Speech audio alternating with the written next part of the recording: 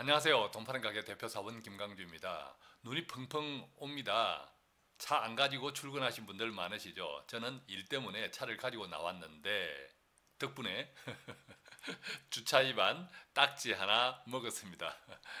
눈이 많이 와서 갓길에 잠시 정차하고 일 보고 나왔는데 딱 10분 그 사이에 이 주차 위반 딱지가 떡하니 붙어 있었습니다. 정말 대단하신 주차 위반 단속 요원님들 고맙습니다. 덕분에 나라의 세금 이바지하게 되었습니다. 눈이 이렇게 오면 귀찮게 생각하시는 분들도 있지만 백설공주 같은 하루 즐겁게 만끽하며 행복하게 느끼시면 좋겠습니다. 오늘 제가 점심 먹고 짜투리 시간에 잠시 방송을 준비했는데요. 왜냐하면 한 가지 내용이 정말 중요해서 알려드리려고 하는데 이 한 가지만 다루기는 좀 그래서 오늘은 묶어서 최근 상담을 해 오신 사례 5가지 정도를 함께 나누어 보고자 합니다. 혹시 아직 좋아요 클릭 안 하신 분들 지금 잠시 막간에 좋아요 클릭하고 같이 나누겠습니다. 최근 상담 사례 5가지를 하나씩 보면요. 사실 이제 이 내용 때문에 오늘 방송 준비한 겁니다. 주택연금을 신청하려는데 마음이 찝찝해요. 왜 찝찝할까요? 자녀들한테 부모들은 뭔가 남겨주고 싶은데 이 주택연금을 타면 신청하면 자식들에게 못 남겨줄까봐 그런 마음의 아쉬움이 있는 거죠. 결론적으로 다 가능합니다. 나중에 다 물려줄 수 있습니다. 확인해 보시면. 오늘 이제 더 중요한 것은 이게 주택연금 제도가 3월 4일부터 바뀌어요. 즉 3월 4일 이후에 신청하시는 분들은 지금보다 받는 돈이 줄어듭니다. 아무래도 이제 수령자 분들이 신청하시는 분들이 많아서 그럽니다. 점점 고령화 되어 가고 오래 받죠 이제. 그러니까 아주 중요하죠. 자, 이 관련되는 정보 함께 살펴볼 거고요. 베넥 유니버셜 두 번째 질문. 베넥 유니버셜 종신보험도 추가 납입할 수 있나요? 이런 질문을 해오셨습니다. 제가 베넥 보험은 추가 납입을 하는 것이 좋다라고 항상 말씀을 드렸고 그 조건 중에 하나는 추가 납입 수수료가 없는 것, 그죠? 그랬는데 오래전에 가입한 이 베넥 유니버셜 종신보험도 추가 납입하면 좋은가요? 이런 질문을 해오셨죠. 자, 여러분들은 어떻게 생각하세요? 이 베넥보험도 저축투자성 베넥보험이 있고 보장형 베넥보험이 있습니다. 자, 이 상품은 저축투자성이 아니라 보장성입니다. 그럼 이 보장성도 추가 납입은 할 수 있는데 하는 게 좋을까요? 하지 않는 게 좋을까요? 이따 알아보겠습니다. 세 번째는 최근에 이제 EL에서 가입하신 분들 많으시죠. 그런데 가입하고 또 걱정하시는 분들도 많습니다. 이 같은 EL에서 가입했는데 그냥 둬도 괜찮을까요? 여러분들은 어떻게 생각하세요? 가입하신 분들도 많으시죠. 함께 알아보고요. 요즘 퇴직금은 IRP로 받습니다. IRP로 받을 때 장점은 어떤 거죠? 퇴직소득세를 안 내는 거죠. 완전히 안 내는 것이 아니라 당분간 안 냅니다. 퇴직소득세는 근속기간에 따라 다르겠지만 대략 한 25% 받는 퇴직금의 정도, 전후 정도 되는데 그러니까 당연히 내어야 할 퇴직소득세 나라 세금으로 재테크하는 거죠. 저는 아침에 생돈 범칙금 그죠? 가태료 주차위반 딱지 내는데 이 IRP로 퇴직금 받은 분들은 나라 세금으로 재테크를 한다니까요. 얼마나 좋습니까? 그런데 이렇게 이제 퇴직금을 IRP로 받아도 또 목돈이 필요한 경우 있죠. 이분 같은 경우에는 주택담보대출이 있는데 이것을 갚는 것이 좋을까요? 이제 이런 질문을 해왔습니다. 비교해 봐야겠죠. 마지막 질문은 약간의 여윳돈 월 한 50만 원이 있는데 이것을 아이 절반, 나를 위해 절반씩 저축을 하려고 하는데 어떻게 생각하세요? 여러분들은 어떻습니까? 아이에게 또 나를 위해 각각 나누어서 해야 할지 아니면 아이한테만 해야 할지 또 나를 위해서만 해야 할지 같이 한번 살펴보는 시간 갖겠습니다. 자, 그래서 오늘은 점심시간 짜투리 시간에 잠시 이제 방송을 조금 전에 나누어 드린 이 5가지 사례를 가지고 같이 한번 진행해 볼 건데요. 저희 사무실은 건물 제일 위층에 있기 때문에 옥상하고 바로 이따에 있습니다. 그래서 항상 문만 열고 나가면 아름다운 풍경, 또 이 삼성동, 저희 사무실이 이제 삼성동 바로 코엑스 맞은편에 있는데 아름다운 풍경과 오늘같이 눈이 펑펑 오는 날 하얀 백설공주 같은 그 옥상을 또 만끽할 수 있습니다. 제가 창문 블라인드를 열어 올려놓았는데 혹시 창문 바깥이 보이나요? 아무래도 이제 영상 촬영이니까 창문 바깥까지는 안 보이죠. 하여간 아름답습니다. 오늘 저의 하루는 아주 여유 있고 풍족하게 또 시작할 수, 또 진행할 수, 지낼 수 있을 것 같습니다. 자, 지금부터 5가지 질문 본격적으로 나누어 보겠습니다. 먼저 좋아요, 클릭 부탁드립니다.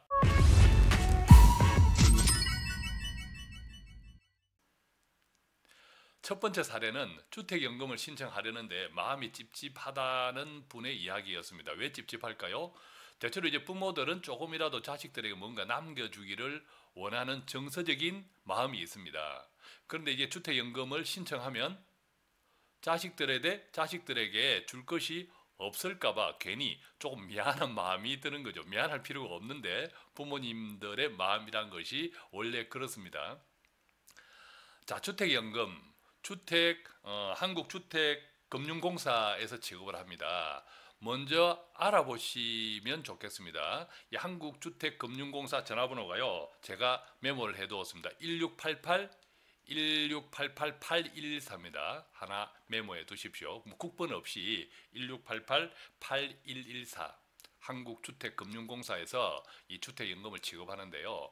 주택연금은 뭐 아시는 분들 다 아시겠지만 언제든 중도에 해약할 수 있습니다. 받은 돈 돌려주고. 지난해 주택연금을 해약하신 분들이 많았습니다. 왜? 집값이 많이 올랐기 때문에. 이 주택연금은 한번 가입할 때 평가받은 금액으로 계속 연금을 받죠.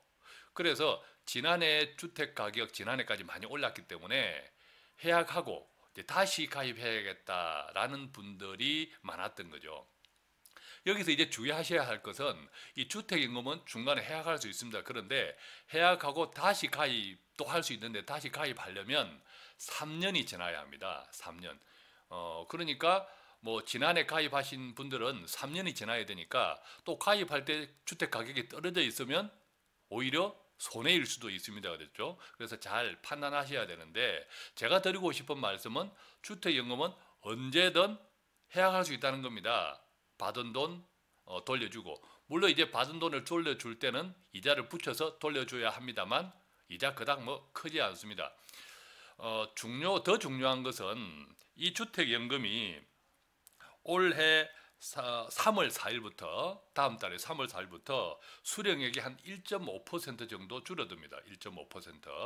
1.5% 정도 이제 줄어드는데 왜 그렇죠? 점점 이제 수급자들 신청하시는 분들이 많기 때문입니다. 가장 큰 이유는 3월 4일부터 줄어드니까 기존에 받았던 분들은 아무 영향 없습니다. 대신 3월 4일 이후에 이제 신청하시는 분들한테 적용되기 때문에 정말 이제 주택연금을 관심이 있는 분들은 먼저 1688-8114 한국주택금융공사에 전화하셔서 자세하게 알아보시면 좋겠고요. 가능하면 주택연금을 받아 쓰세요. 부모들의 노후가 자녀들한테 부담 없이 안정적이게 편안해야 자녀들도 그만큼 편안한 겁니다. 그것이 자녀들을 위한 길이다. 꼭 기억하시면 좋겠고, 주택연금은 일반적으로 이제 3가지 형태로 받습니다. 종신토록 평생 받을 수 있는 게 있고, 또 한 절반 정도만 남겨두고 절반은 인출해서 이렇게 주택을 이용해서 목돈을 활용할 수 있을 정도로 남겨두고 나머지 절반만 주택연금으로 받을 수도 있고, 또 10년, 20년, 30년으로 기간을 확정해서 받을 수도 있습니다. 부부가 생존해서 주택연금을 신청할 때는 보통 이제 두 분 중에 나이가 적은 분을 기준으로 연금액이 정해집니다. 또 받다가 두 분 중에 한 분이 돌아가셔도 연금 감소 없이 계속 이제 지급한다는 것도 주택연금의 장점입니다. 주택연금은 나중에 언젠가 예를 들면 두 분 다 돌아가시게 되면 정산을 합니다.